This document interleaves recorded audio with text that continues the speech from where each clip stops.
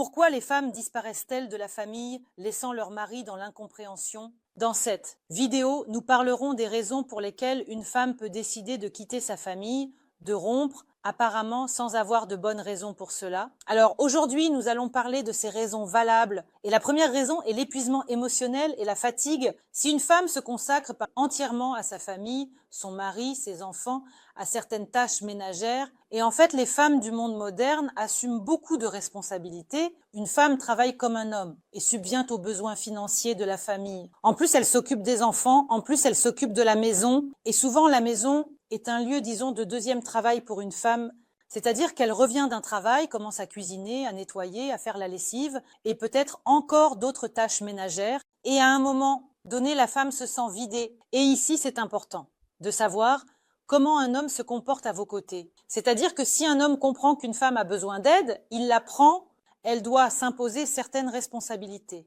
pour que ce soit plus facile pour elle et ainsi vivre plus facilement ces moments difficiles, surtout les moments où beaucoup de choses lui sont tombées dessus et elle ne se sent pas, par exemple, effrayée, elle ne se sent pas vidée, elle ne se sent pas inutile. Si l'homme est un consommateur, il lui en faut toujours plus. Il dit, eh bien, qu'est-ce que tu en penses? Fatigué, tout le monde travaille comme ça. Avant, on rentrait du travail, on traitait les vaches et ainsi de suite. Et toi, tu ne fais rien. Donc, cette dévalorisation du travail et le désir, disons, d'extraire le maximum de la femme, peuvent la pousser à prendre cette décision de partir. Si une femme porte constamment des responsabilités et du stress, c'est-à-dire qu'elle ne peut pas respirer, elle ne peut pas se détendre, elle n'a pas d'endroit où elle pourrait recharger ses batteries, elle ne sait pas comment se ressourcer, il n'y a pas de reconnaissance, ni de gratitude à son égard. C'est-à-dire, par exemple, que l'homme consomme tout ce que la femme lui donne, comme si c'était tout à fait normal.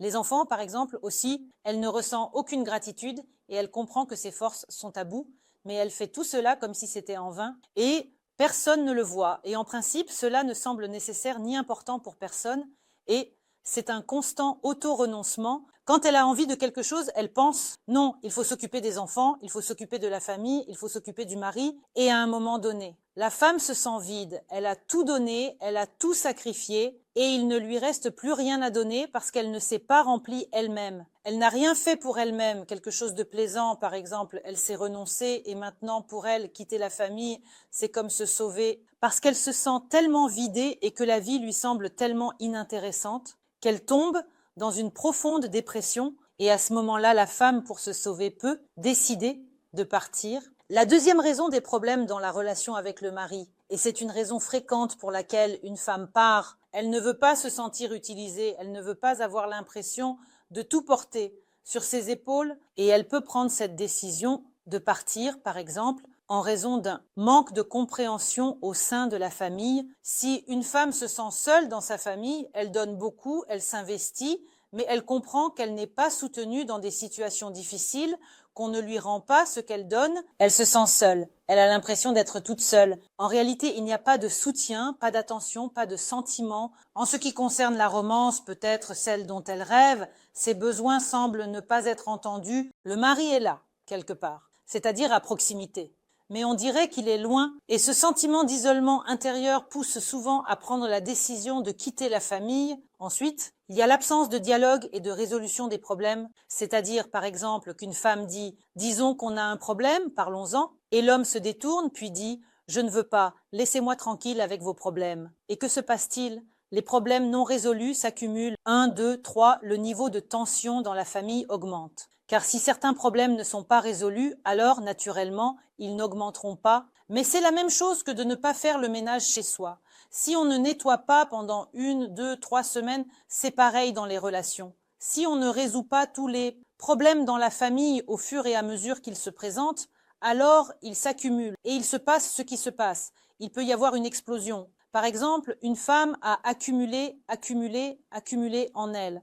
Et puis vient le moindre petit moment, et même des situations souvent très simples se produisent, une situation simple, mais à cause du fait que la femme, par exemple, a déjà accumulé beaucoup de tension en elle, cette situation devient un véritable déclencheur et il se produit une telle explosion où tout sort simplement à l'extérieur. Et les relations peuvent se détruire dans une telle situation Oui, une femme, elle comprend que dans cette situation, la seule issue est le divorce. C'est-à-dire que si l'homme n'est pas prêt à travailler sur la relation, voilà, elle a essayé, elle a fait des efforts, elle a tenté de faire quelque chose pour la relation, elle a essayé de toutes les manières, mais elle voit que le travail ne se fait que d'un seul côté et elle comprend que dans cette situation, la seule option est de divorcer. Plus loin, pression psychologique et manipulation. Quand un homme est trop contrôlant dans la famille, c'est-à-dire qu'il y a du contrôle, des manipulations, de la pression, de la jalousie, et la femme, dans de telles relations, se sent souvent, comme si elle était sous cette pression constante, la fait se sentir comme si elle était dans une cage. Elle a envie de respirer à plein poumon, c'est-à-dire qu'elle veut respirer et simplement vivre. Et souvent, l'homme hyper contrôlant ne comprend pas ce qui ne va pas. Et pourquoi elle s'en va pour lui? Souvent, le départ d'une femme, c'est comme un coup de tonnerre dans un ciel serein. Que s'est-il passé? Tout allait bien. Après tout, il la contrôlait suffisamment. En réalité, c'est ce contrôle qui l'a poussée à prendre cette décision. Pour elle, partir, c'est retrouver sa liberté. Retrouver la liberté, simplement vivre, simplement respirer, ne pas se justifier, par exemple, pour quoi que ce soit. Il n'est pas nécessaire de s'expliquer constamment. Il n'est pas nécessaire de demander la permission. Pas besoin. Ces émotions complexes, on peut simplement aller, par exemple, retrouver des amis. On peut simplement prendre un café quelque part. On peut s'asseoir tranquillement à la maison et regarder la télévision sans aucune pression. Et si l'homme est hyper contrôlant, alors en fin de compte, la femme prend souvent la décision de partir. La troisième raison pour laquelle une femme peut décider de quitter sa famille, c'est la crise d'identité. Par exemple, elle s'est mariée et s'est consacrée à sa famille, personne ne s'est soucié d'elle, l'homme ne l'a pas forcée, il n'était pas contre, alors elle a travaillé à la maison, s'est occupée des enfants, elle a tout préparé, tout est propre et lavé. Les enfants ont déjà reçu une certaine éducation, par exemple. Ils ont peut-être déjà été admis à l'université. Et là, elle traverse une crise d'identité. Elle ne sait rien d'elle-même. Elle est habituée à simplement s'occuper de sa famille. C'est-à-dire que tout doit être propre, rangé et préparé.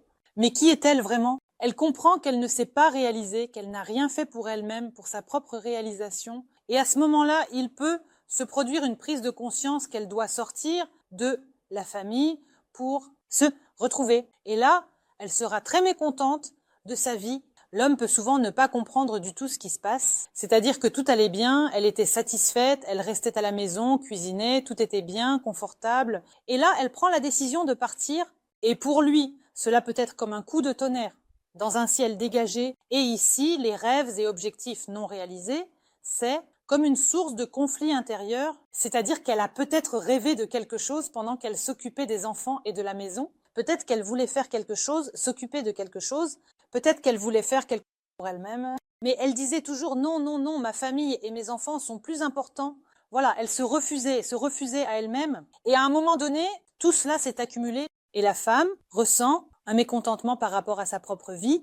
Elle comprend qu'elle vit très mal. C'est-à-dire que pour elle, tout va mal en ce moment, tout ce qu'elle faisait ne lui procure absolument aucun plaisir et elle réfléchit à sa réalisation personnelle et prend souvent la décision de quitter la famille pour se comprendre, pour se chercher, pour se trouver. Et enfin, il y a la crise de la quarantaine et la crise de la quarantaine peut en réalité toucher aussi bien les hommes que les femmes, c'est-à-dire que c'est un moment de résultat intermédiaire dans la vie. Quand une femme pense « eh bien, j'ai fait ceci et cela », peut-être qu'elle a déjà élevé des enfants, qu'elle a un toit sur la tête, de quoi manger, et que les enfants, peut-être, commencent à construire leurs propres relations. Et elle se demande qu'est-ce que j'ai accompli dans ma vie? Qu'est-ce qui m'appartient vraiment? Qu'est-ce que j'ai fait pour moi? Et à un moment donné, elle comprend que, par exemple, tout ce qu'elle a fait n'a, en principe, aucune importance pour elle. Et là, elle commence à désirer la réalisation d'une nouvelle expérience. La liberté par rapport aux contraintes, c'est-à-dire qu'elle veut quelque chose de complètement différent. Autrement dit, si une personne se nie depuis longtemps, au moment où survient cette crise de la quarantaine, c'est comme si elle détruisait tout simplement parce que la personne n'a rien fait pour elle-même. Voilà, elle ne suivait pas son propre chemin. Elle n'a pas travaillé à sa propre réalisation, c'est-à-dire qu'elle s'est niée elle-même. Et à un moment donné, c'est elle-même qui a créé la situation dans laquelle elle doit maintenant sortir de la relation, quitter la famille pour construire quelque chose de nouveau. C'est tout pour cette vidéo. C'était moi, Alice Var. J'espère vos likes et vos abonnements. Écrivez en commentaire ce que vous aimeriez discuter dans vidéo. N'oubliez pas de cliquer sur la cloche. Au revoir.